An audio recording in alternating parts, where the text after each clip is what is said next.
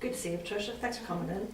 Not I can't believe that you haven't been in our offices in all the time that you've been in post. First time, I have to say, very nice, lovely offices. Good. Very child friendly. Well, that's what I thought when we first came into the building. I just thought this is the place we want to be. There was an atmosphere and there's a creative atmosphere.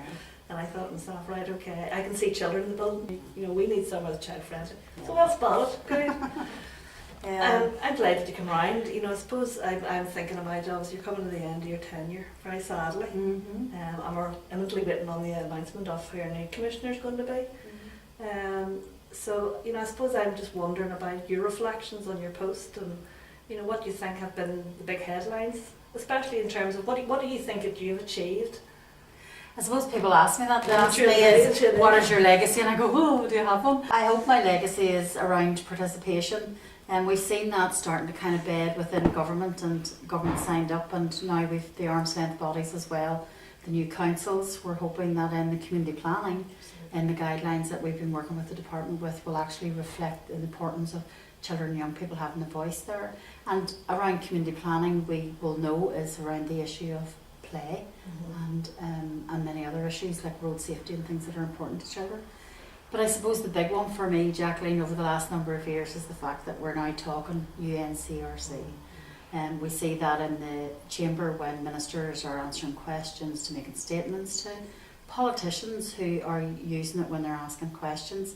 And recently we've seen the Minister for Justice even talk about best interests in legislation. So there's a lot of work being done, and I think it's timely now for children's legislation, but there's more work to be done, and I hope that the whoever is the successful candidate as the new commissioner will carry on that work and see it through to fruition, which I think is important. Well, I think it's really important too, Tricia, and I'm hoping that what goes forward. Obviously, as an organisation, we're completely, you know, wedded to participation. And meaningful participation. We're not talking about tick box, and we're talking about children making decisions for children about children's issues. And as an organisation, you know, we've seen some of the benefits of that. I'm really, really keen that the new commissioner would take that forward, and that I suppose makes me reflect a wee bit on UNCRC. And you've talked about it's been the 25th year, birthday.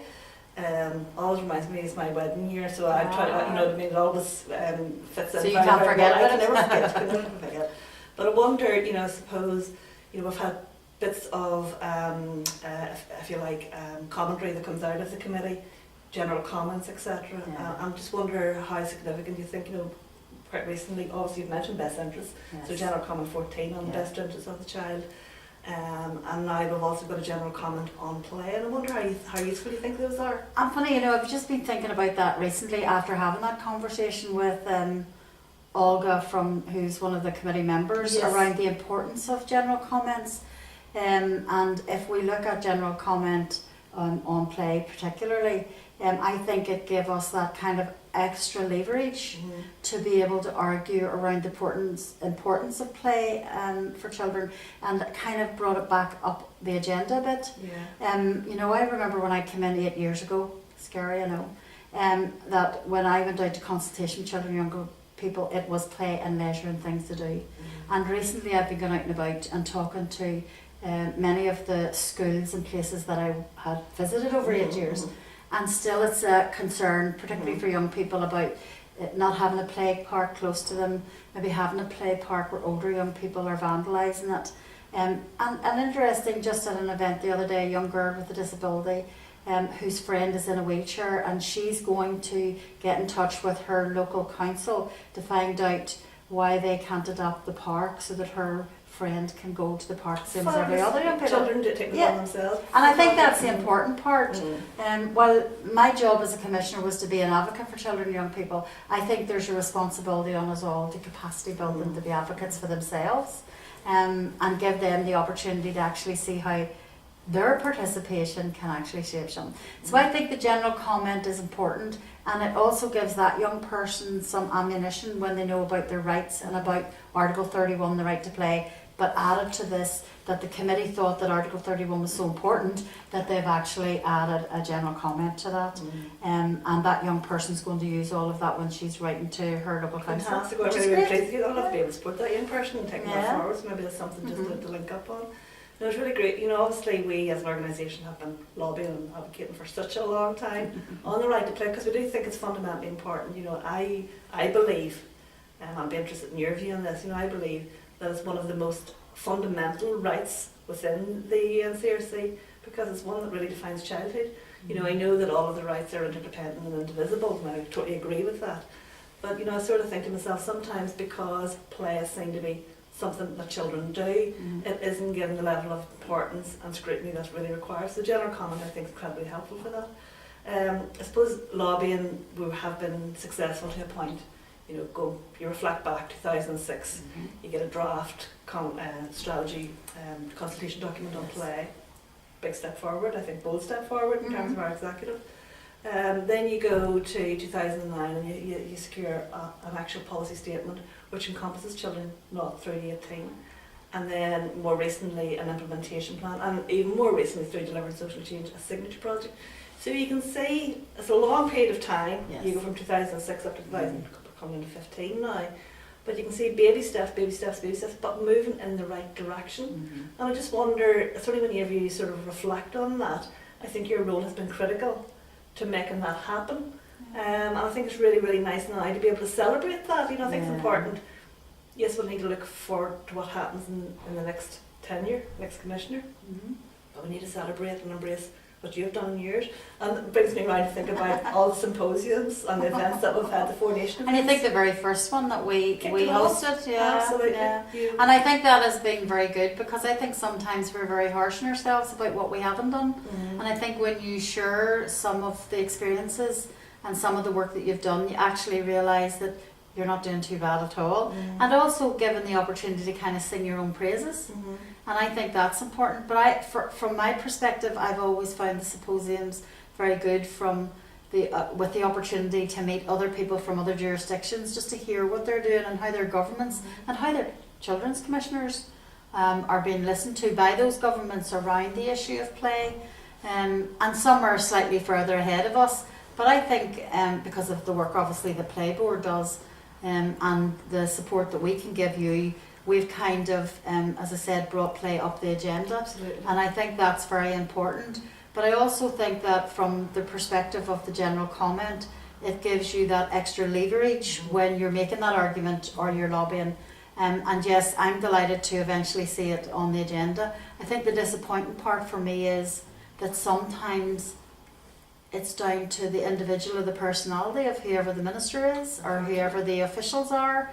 And what happens is you build up that rapport and you think you're getting somewhere, and then they either move sideways or upwards or somewhere else, and you kind of have to start all over again. Well, I was doing a SWOT analysis organisationally quite recently, and that was one of the things, you know, I was saying in terms of, I suppose, PlayBoard as an organisation, there's good brand awareness now about what we do. But one of the external weaknesses is policy shift and drift, and policy people changing. And you know, that's for me, there's been huge learning around, you think you've arrived, but you really haven't, you know, so you need to, you know, the journey is ongoing. Yes. So I think we've got a journey to get. I'm thinking while we're talking here, obviously, we come back full circle. 2016, I know it's a long way away, but it's really only a year away. The Symposium's back in Northern Ireland. It's our turn to host.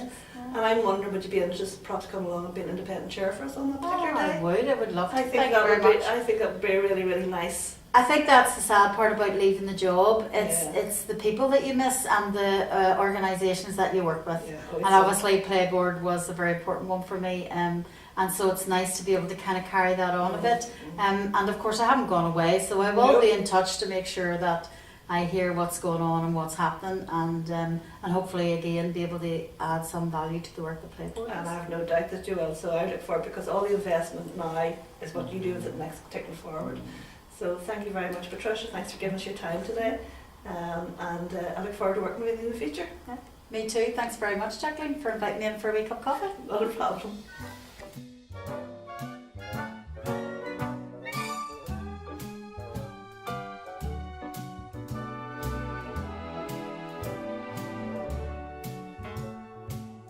You got a friend in me. You've got a friend in me. When the road looks rough ahead and you're miles and miles from your nice warm bed, You just remember what your old pal said. Yeah, you got a friend in me.